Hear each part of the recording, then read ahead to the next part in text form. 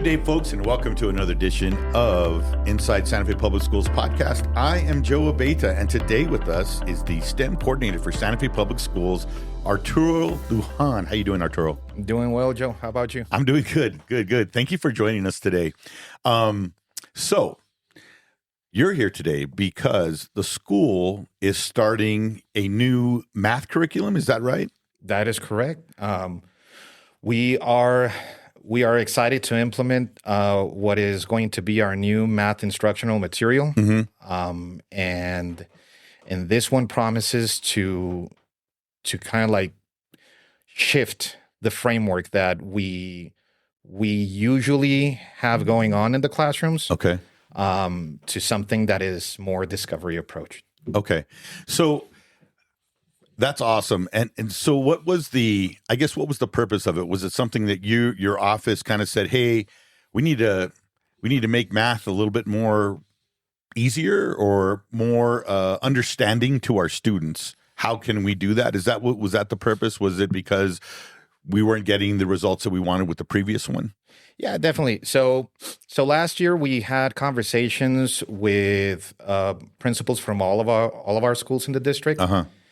And one of the recurring things that would come up was our students don't have that deep understanding of the mathematical concept. And so we had principals from Capitol High School where they would say, our students are awesome. However, when they engage with geometry, when they engage with algebra concepts, we feel that there are foundational skills missing there. Mm-hmm. And so that was like the beginning of a journey. Last year, we also had our math adoption, our math instructional material adoption. Uh-huh. And the committee that came together which was comprised of general education teachers, district staff, coaches, principals. Mm-hmm. They kind of came together to share what their vision of what would be considered high quality math instruction. Okay, what would that look like? What is it that we've seen that works in the classroom? And so Santa Fe Public Schools math vision was developed. Okay. That vision was basically what drove the adoption committee. They used that lens when they would look at the different instructional material that was offered. And there were like 3 or 4 instructional materials that kind of like align with that vision. Okay. But really, at the end of the day, it was this one instructional material that really gathered all those aspects of that vision in a well-rounded material. That seems like a huge task, man, and a huge responsibility on the committee, right? That did that, right? To get together the task force that got in together. So I would assume then that like, because you want to be careful about what you're bringing in. And there was just like a lot of, I'm sure, sessions of like, why can't we use this one? Why should we use this one? How long did it take for you guys it took you guys over a year to figure this out to get the right one? Or what was the process like? Well, the process was, the public education department has like a list of approved material. So many vendors go through the PED, and then the PED kind of like does the first part of that work, right? Okay. And so they say, okay, this list of high quality instructional materials are actually considered high quality instructional materials. Okay. And so we go from that list, and teachers look at different aspects of the material. What resources does it offer? What supports do teachers get with the instructional material? Does it have a digital component? Does it have activities or material that families can get so that they can support students? And after they look at the ones that kind of check off all these boxes, then they got a chance of test driving it. So some teachers got to teach an actual lesson from the materials that they were considering, and that was a game changer because they thought that at first, oh, this material is great, but when they would actually teach the lesson, they found that there were some bugs missing. Yeah, definitely. Other instructional material that they were ready to discard once they taught the lesson. It was like, oh, wait a minute, this really felt differently in a good sense. So they went through all of that. They made the recommendation, and that was sent to Dr. Griffin, our superintendent, and she made ultimately the decision. What was the one thing that stuck out from the teachers with this new program that they really liked? So one of the things that stuck out was how the instructional material prioritizes developing conceptual understanding. And one might ask, well, what is that? Yeah.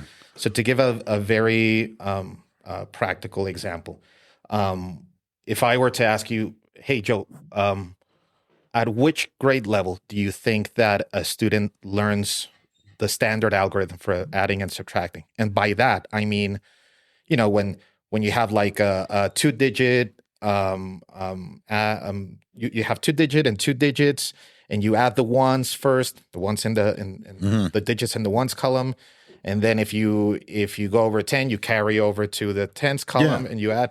Which grade level do you think that should be taught? Well, if I'm thinking of my old man self, when I learned, I would think that my deepest memory would be probably first grade. We dabbled in it, I would think, but that was back in 76. Okay. So I'm thinking first grade, but now kids are a little more complex, and there's more accessibility to technology and information. So maybe kindergarten? Maybe kindergarten. Yeah. Okay. So according to Common Core, that is a fourth grade standard. Oh, wow. Yeah. Okay. So Common Core establishes that students should not be exposed to the standard algorithm for adding and subtracting until they reach fourth grade. Wow. And and it's not uncommon, that answer that you just provided, because even teachers across the nation, when they are asked that same question, they say first grade, second grade, and then when they're given the answer, they're like, whoa, no, wait a minute. I have a son in second grade, and that's exactly what my son is getting. My son is getting homework or worksheets where they are, practicing adding using the standard algorithm. And when you look at the instructional material, well, no wonder why teachers are doing that. The instructional material is leading the students and teachers to using the standard algorithm for adding and subtracting. Common Core, but Common Core is founded on research. Yeah. All the research says that from kindergarten all the way up to fourth grade, students need to, what I said, they need to develop conceptual understanding. And what does that mean? So some examples will be if students need to structure a number, right? They need to know how much is 3 and 5. And getting the right answer is not the ultimate objective. Students can go 1, 2, 3. I've seen first grade students that do precisely that. Yeah. They let's say if they're going to add, I don't know, 5 and 3, they go 1, 2, 3, 4, 5, and then they count again 1, 2, 3, 4, 5, 6, 7, 8. And then they do a third count. 1, 2, 3, 4, 5, 6, 7, 8. 8. Yeah. They got to the correct answer, but where they are in their learning is completely different from a student that goes 5, 6, 7, 8. 8, which is what we call counting on. The student built the 5, knows that here are 5. The student doesn't have to reassure that there are 5 elements here, and just goes 1, 2, 3. That's 8. So those are two widely different approaches. Well, it's interesting too. I mean, comparing to like memorization, right? That we would go home and do 5 plus 3 is 8 and write it 20 times and just memorize it without any concept of what 5 plus 3 is that equals 8, correct? Right. Not understanding why is it that, other than I memorized that. And when that comes up, I know that it's 8, not because of quantity or right, or thinking of it in my mind that it's now a quantity of 8. I just know that 5 plus 3 is 8 because that's what I wrote down 20 or 50 times in a row. And I know that, correct? Yeah. And funny that you mentioned that, because, what have we always heard, right? Like, when we talk about multiplication, if you memorize your multiplication facts. Oh, that was a great example of that. Yeah. You should be good, right? Yeah. I've actually screened 7th graders here in our district, and I ask them a simple multiplication task, like, what does it say there? And then they read it, 6 times 4. And how much is 6 times 4? And they go, well, 24. But then I ask them, how do you know that? And they go, well, because I memorized it. Also, it kind of rhymes. I'm like, okay. And then I put in front of them a 6x4 array and another image that has 6 dots and 4 dots. And then I ask them, which of these two represents 6 times 4? And I have students that point to the 6 dots and 4 dots instead of pointing to the 6x4 array. So that's what we mean by conceptual understanding. Gotcha. So going back, teachers like this curriculum because it teaches the algorithm, or it leads up to it, as far as like it teaches in a different way where kids now can really understand the mechanics of what it is. Right. So the standard algorithm and how to follow like a step by step, that is what we call procedural fluency. Okay. So this instructional material builds that procedural fluency, but on a foundation of conceptual understanding. Gotcha. So we are going to get to that. We're going to get to the algorithm, but working those foundational skills is essential so that when they get to the algorithm, they are like, oh yeah, I know exactly why that works. It's because they have soaked up all of that. And what that does is, hopefully, is what we're hoping is that, so they find that, they understand it. So then when they get to more complex mathematics, it's easier for them to understand. Right. To give you a very practical example, I've seen students where they go into fractions, right? And so they have 7/8 plus a half. Now, if I were to give you that, or if I were to do that myself, with our mathematical background, how we were taught back then, those are 2 fractions that have different denominators. Yes. So, I mean, if I go back to my teaching, I know that when I have 2 fractions that have different denominators, I have to find first a common denominator. And so I'm there thinking, okay, so which are the multiples of 8? And then where am I going to match multiples of 2 and 8? And I've seen students that immediately tell me, well, that's a whole and 3/8. And I'm like, how do you know that? Well, because 7/8, within 7/8, there's a half, which is 4/8. So that's a half. A half and a half make a whole. And what I have left from that 7/8 is 3. So that's a whole and 3/8. And I'm like, well, yeah, that is exactly correct. Yeah. They didn't use an algorithm. They just use their understanding of factors, of partitions of these different numbers, and they are actually more efficient than going to the algorithm. Wow. Yeah, that's incredible. That's something that it's interesting that, we think math has changed, right? I mean, I've had kids, and my kids, they're both really good at math. But the thing is there's only a certain point that I could help them out, is because,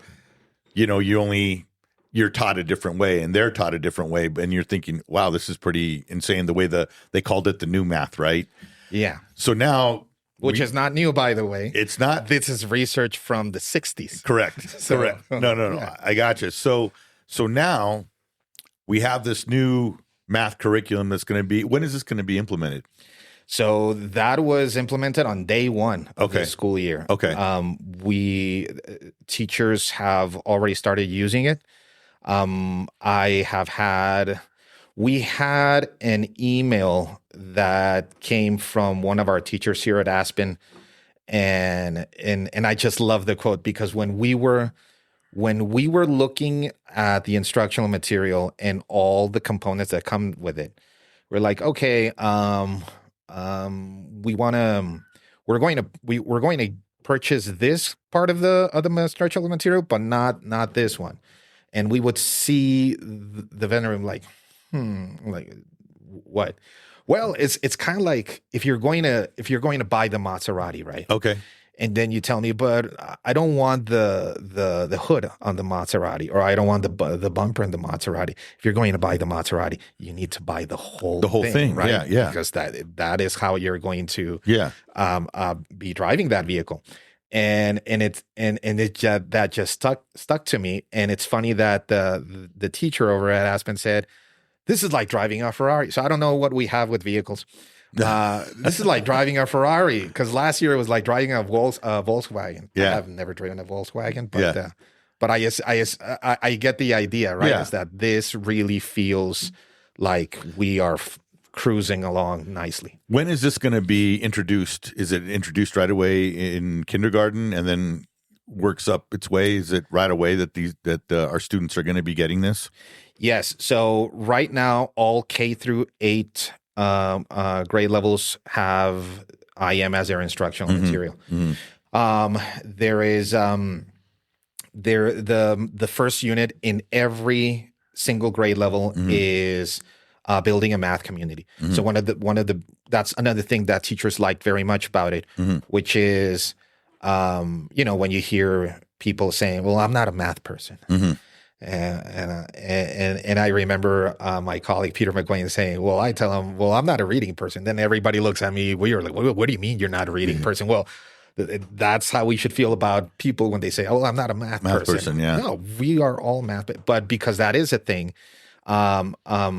Imagine Learning's illustrative mathematics starts off with that component, how to develop a math identity, and that is the first unit in every single grade level, because we know the need to create that environment in our classrooms, right? We are all mathematicians, we are all math people, and we have something valuable to contribute and to bring on and put on the table. So it's interesting. I think it's great, because what you're doing is you're creating, if you want to think of your brain as a computer with a bunch of connections, you're creating a strong foundation of connections, right? Yeah. That are able to handle eventually more and more data and to be able to process it. But you've already established the connection foundation of the way the brain works, right? And so then when you get to a certain point and you start having to figure out the more complicated problems, you go, "Oh yeah, well, I already have the network inside my brain right now to be able to do that." Correct? Yeah, that is completely correct. And thank you for saying that, because that is one of the quotes that I most like about Jean Piaget, which is like a very important individual in the education world. And there's a quote that he has. I'm obviously going to kind of like quote Jean Piaget all wrong, but basically the idea is that he says, when you prematurely expose a student to something that they could have invented on their own, then you deprive that student from understanding the concept completely. Yeah.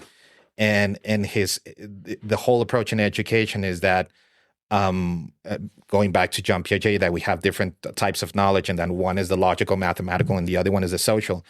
He says that the logical mathematical, you should never show the student your thinking, because all of us develop our own schemas. Yeah. How you understand the concept is going to be completely different from how I understand the concept, and that is okay. We have different strategies and different approaches to resolving a particular problem. When will you guys know that there's, as far as like, when are you expecting like your first results where you can establish a benchmark of like, hey, this is really taking on? How long are you thinking it will take? 3 years. Okay. 3 years. Okay.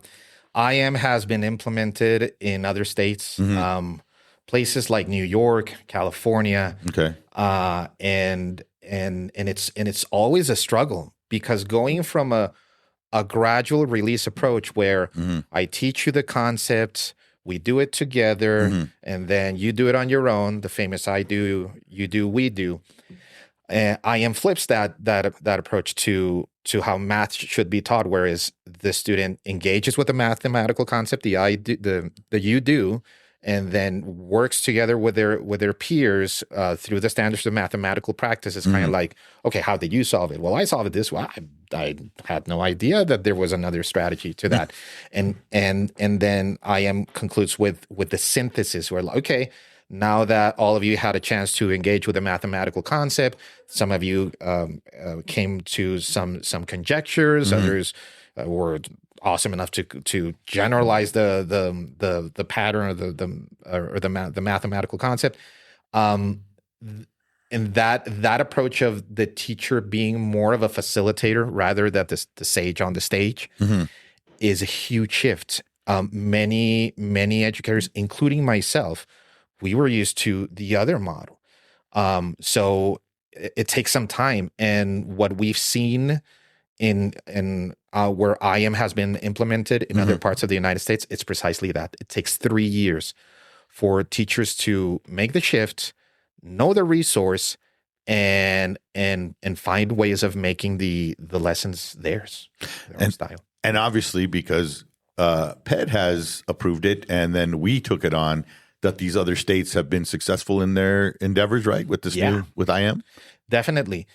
It is many things have to come together. And the PED knows it. The public education department has looked at states that have made significant growth in their mathematics learning. And we look at states like Alabama. Alabama was pretty much where New Mexico is right now. Yeah. And we saw basically what their blueprint to proficiency is, right? Or their pathway to proficiency. Yeah. And it was a combination of passing legislation that would kind of show what has been effective as far as math teaching. What does the research say? What has been proven to work? And it's a matter of adopting that and then that trickling down to districts. But ultimately, as you and I know, and many teachers know, we need to have teacher buy-in, because what the teacher decides to do in the classroom with the student is ultimately what's really going to happen. And this year we have been telling educators, hey, you know what, this year, don't expect to have everything mastered, right? There are going to be many questions. There are going to be many instances where you're like, I don't know if I'm doing things correctly, and that is okay. That is fine. It's going to take some time. Yeah. And we know that it's going to take some time, and we are confident that we are going to get there. That's awesome. That's great. So Arturo, if folks want to do a little bit more research on it, where can they, is there some place they can go where they can find more, the parents or guardians that are out there right now watching our podcast right now? Is there a place where they can go and look more in on Imagine IM? Right. They can go to Imagine IM. They can just Google illustrative mathematics. What is the research behind it? There is a lot of information out there that is accessible to the public. But specifically for Santa Fe Public Schools, we are currently developing communications that are going to help staff and parents kind of like not only get a sense of what IM is, but how can I support my student at home, right? I don't want to do something that's going to kind of short circuit the whole thing. how can I best support my student in with this new instructional material, with this new quote unquote approach to mathematics, and yeah, that is coming out. And but if there are parents that are like, I would like more information about it. Yeah. Another thing that we are planning to do is just provide resources on the STEM website that they can access and find out more information about this. That's great. That's great. Arturo, thank you so much for coming on today. This is exciting. I'd love to have you back for a follow-up. My pleasure. It'd be awesome. This is exciting just because I know math, there's struggles with math, and I think that if there's a way of putting out that fish net and catching a bunch of fish, of students that understand math better, and an easier way of understanding how to do things, that's great. More power to them and to us to be able to give that to them. So awesome. This is great. Thank you for the time. My pleasure. Great time. Arturo Lujan, the STEM coordinator for Santa Fe Public Schools, was our guest today. Folks, thank you for joining us. Have a safe week. Have a great week. Adios.